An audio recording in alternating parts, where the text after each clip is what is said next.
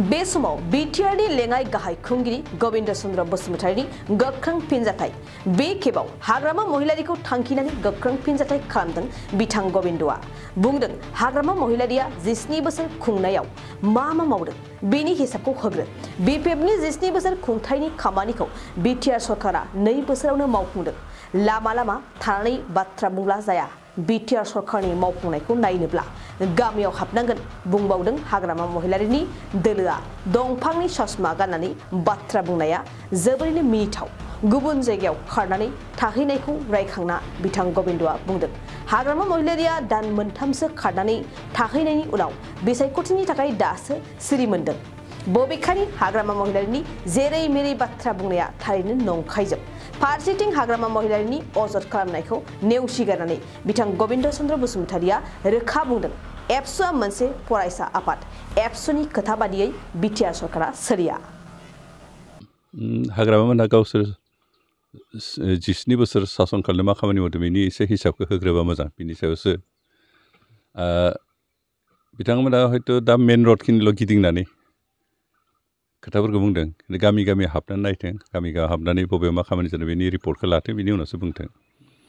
जे बिथांमोना 17 इयार्सआव जिखिनि खामानि मावदों बे बोसोरनैयावनो जों बिथांमोननिफ्राय बांसिन खामानि मावदों आरो बेखौ प्रमान मोननोब्ला बिथांमोना गामियाव फैनांगोन नायनांगोन होनबासो नुगोन खिन्थु बिदि थाङालासिनो लामा मेन रडजोंल' थाबायनानै दंफांनि चश्मा गाननानै जुदि खोथाफोरखौ बुङो बेथ' मिनिथावनि बादि जेबो जाया बेनिखाय हाग्रामाखौ खावलायदों प्राय मास मोनथामसो बिथाङा बर'लेण्ड एरिया गारना खारहाबनानै थाखोमानानै दा अकस्मात इलेक्सन खाथिखाय सिरि मोनखांनानै रायजोफोरनि गेजेराव फैदों बे 3-4 मासफ्राव जोंनि रायजो राजाफ्रा मा जादों मा लोंदों मा दुखु होदों मा खस्थ' जादों बेफोरखौ खुनु दिन खबर लायाखैमोन दा इलेक्सन जानायखाय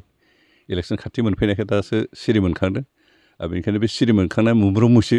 जिनिसफोरखौ मोजां नुवाखै बेनिखायनो बे खोथाफोरखौ बुंदों गोजोन्थों दा रायजोनि चिफमोन नंगौना नङा जेरावखि थाङा रायजोफ्रा जे ज' बिनि उनाव होसोयो बेखौ नायनानै बिथाङा एसे आन्दाज खालामबानो जाबाय साफा सानै इएमनिल' चिफआथ' बिथाङा जेराव थाङो रायजो राजा सासेबो थांनो नाङामोन लोगो हमनो नाङामोन रायज्लायनोबो नाङामोन इएमफोरल' थानांगौमोन खिन्थु जेरावहाय प्रमद बर' बिथाङा जेरावनो थाङो हाजार हाजार रायजोफ्रा बिथांखौ लोगो हमफैयो सावरायो आंखालनि बाथ्राखौ जेंनानि बाथ्राफोरखौ बुङो हेफाजाब लाना थाङो बिनिखाय बिथांनि हाग्रामा महिलारिनि जि बुंनाय बेयाव जेबो सैथो नङा बिथाङा गावनि 17 बोसोरनि जि फेलार बेखौ दोनखोमानो हायैनि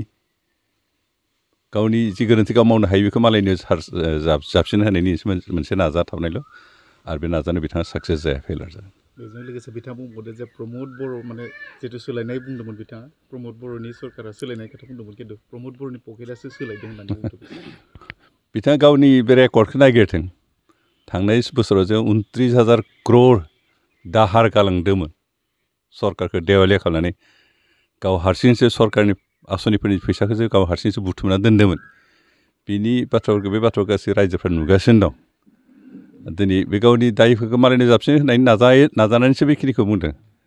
दा पकेट गरमाथ' गावहासो जादोंमोन बेलेगहा जायाखैमोन आरो गावनि पकेटखौ गरम खालामनो थाखायनो बिटिसि सरकारखौ मा बुंगोन बेखौ दुबायना गालांदों खारन 29,000 क्रर थाखा बिथाङा दाहाराव फबना गालांदों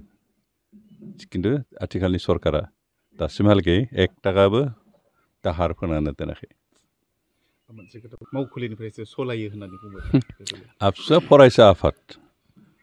आबसुनि खोथा मथे बिटिसि सरकारा सोलिया मोनसे समाव आबसुनि जिहेतु आन्दलन खालामनाय समाव आबसु आन्दलननि साक्सेस जानाय समाव आबसुनि आखाइ दं बे थिगानो खिन्थु हेबोलै आथिखालनि जि सरकार बेखौ आबसुनि खोथा मथे जों सोलिया सरकारा सरकार आबसुआ आबसु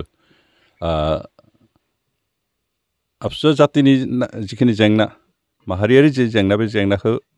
लानानै बिथांमोना खामानि मावगासिनो दं मालाबा सेन्ट्रेल गभर्नमेन्टजों सावरायनो गोनां जादों मालाबा स्टेट गभर्नमेन्टजों सावरायदों बिटिसि सरकारजों सावरायदों खिन्थु बिटिसि सरकारखौ कुनु दिन आबसुआ सलायाखै आरो सलायनायनि बाथ्राबो गैया खारन सरकारा बे रायजो राजानिसो सरकार आबसुनि सरकार नङा गोजोनथाव खौरां बङाइगाव मेरिडियान किया मटर्स श'रुमा नोंथांनो लाबोदों गोदान अफार मेरिडियान किया मटर शोरूमाव नोंथाङा खम बेसेनावनो किया कम्पानिनि गुबुन गुबुन मडेलनि गोदान गारिखौ लानो हागोन। बेनि अनगायैबो मिथिनो गोनां बाथ्राया बेनोदि किया कम्पानिनि 2022 मडेलनि गारिखौ गासै 40,000 रां रेहायाव मोननो हागोन। बेजों लोगोसेनो बे शोरूमाव जेखिजाया कम्पानिनि गोजाम गारिखौ सोलाय-सोल' खालामनोबो हागोन। दासान्दि बे अफारा सोलिगासिनो दं। मेरिडियान किया मटर शोरूमा सा बङाइगाव साफागुरि रड आगराला देहा फाहामसालिनि साखाथियाव थानाय महामाया हटेलनि अपोजिट साइडआव दं।